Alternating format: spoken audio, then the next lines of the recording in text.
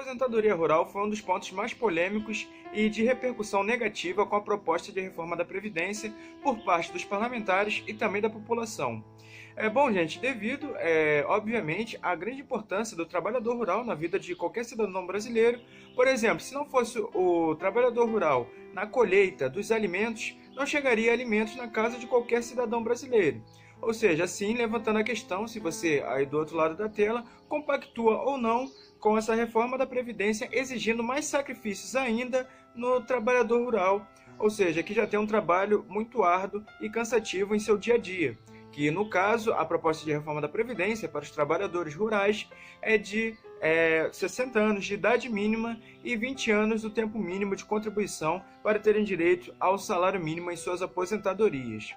Ou seja, gente, como eu disse, repercutiu de forma muito negativa ao lado de alguns outros pontos na proposta de reforma da Previdência, devido não só apenas aos trabalhadores rurais terem importância na vida de cada cidadão brasileiro, e sim no país todo em si. Por exemplo, dependendo da própria quantidade de colheita nos alimentos, o país assim pode melhorar fazendo um giro tanto de mercado interno como externo, e fazendo um giro, assim como eu disse, para resolver alguns problemas no lado financeiro, como sabemos que o país vive uma grande crise econômica, né, que foi reflexão em cortes de verbas ou contingenciamento por parte do governo, por exemplo, no meio ambiente ou na educação, onde o governo fez um corte de 7,8 bilhões, porém, né, fez um ressarcimento nesse corte de 1,5 bilhões devido à reserva de dinheiro que o governo tinha para usar, mas mesmo assim se manteve um corte de 5,4 bilhões.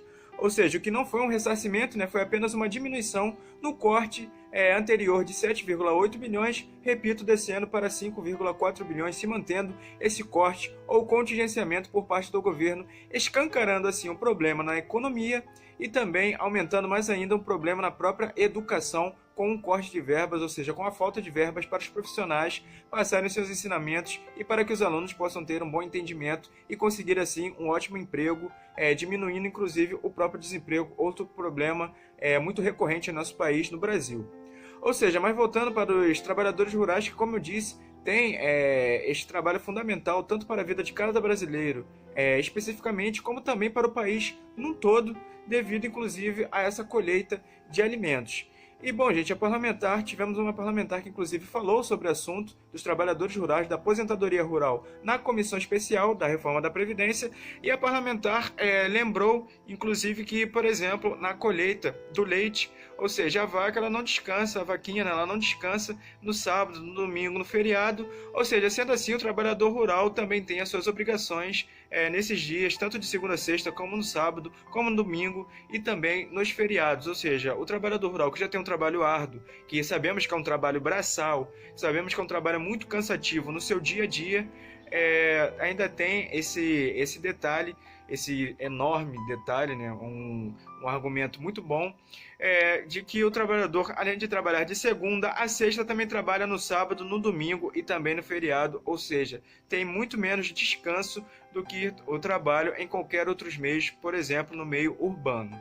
E bom, gente, a parlamentar também aproveitou para corrigir vários deputados e também nós aqui do canal, a gente assume o erro de que a mulher no meio rural ela não tem uma jornada dupla, e sim uma jornada tripla, que além dos seus trabalhos, dos seus deveres em casa, ela também tem cuida também dos animais e das hortas e também é mandada para as lavouras. Ou seja, sendo assim uma jornada tripla das mulheres no meio rural, o que dificulta mais ainda essa proposta de reforma da Previdência do governo para os trabalhadores rurais de aposentadoria rural, que repito para vocês, 60 anos de idade mínima e 20 anos no tempo de contribuição.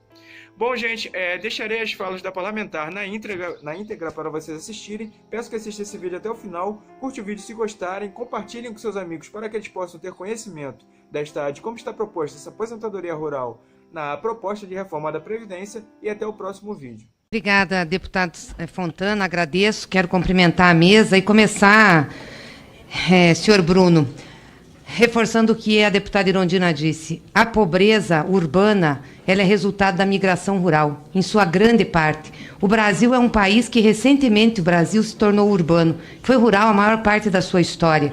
E foi a pobreza rural que foi para a urbana. Nós conseguimos reduzir esse fluxo, principalmente depois do reconhecimento de uma aposentadoria especial para os trabalhadores rurais e para os agricultores.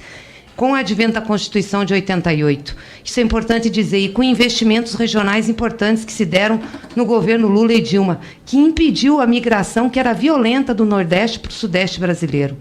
A sobrevida no campo pode ter melhorado, sim, até porque estão melhorando as condições por esses motivos. Mas quais são, de fato, as condições de sobrevida? De saúde, de física, de aparência. Basta olhar para uma pessoa do campo, homem ou mulher, o envelhecimento é muito mais rápido. E o caráter contributivo, senhora Marina, ele é do RGPS, sim, mas o nosso regime, até pelas diferenças sociais que nós temos, e não só do Brasil, no mundo, ele prevê regimes especiais e aposentadorias especiais. E a aposentadoria rural é uma aposentadoria especial, portanto, o modo de contribuição ela se dá de forma diferente também, seja pela comercialização do produto, ou seja, pela comprovada atividade. E aí eu quero me referir também à questão dos R$600, que foi aqui dito como uma coisa boa para a contribuição dos trabalhadores rurais, dos agricultores.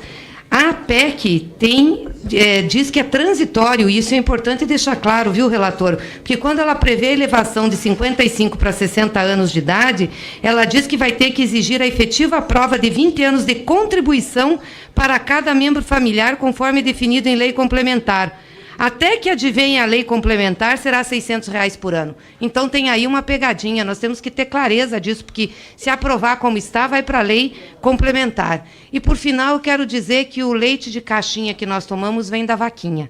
E a vaquinha não tem férias, a vaquinha não tem final de semana, a vaquinha precisa ser cuidada todos os dias. Então, o trabalhador rural, o agricultor também não tem férias, não tem final de semana, levanta cedo, é de sol a sol, e as mulheres são ainda mais penalizadas com tripla jornada. Além dos afazeres domésticos, tem o entorno da casa, tem a horta, tem o cuidado com a criação e ainda vão para a lavoura. É preciso que os membros do governo conheçam a realidade. Não basta estar em números, estar em salas acarpetadas cuidando de números e cifras. Quero lembrar aqui de uma experiência do presidente Lula. Quando ele se elegeu, na primeira semana depois de tomar posse, ele pegou todo o ministério e levou para o Piauí, para uma das cidades mais pobres do Piauí, para que o Ministério visse o que acontecia com a população, e exatamente para que não esquecesse que nas definições de políticas públicas, quem tem que contar em primeiro lugar é o povo pobre desse país. Obrigado, deputada Gleise. Com a palavra, o deputado Eduardo.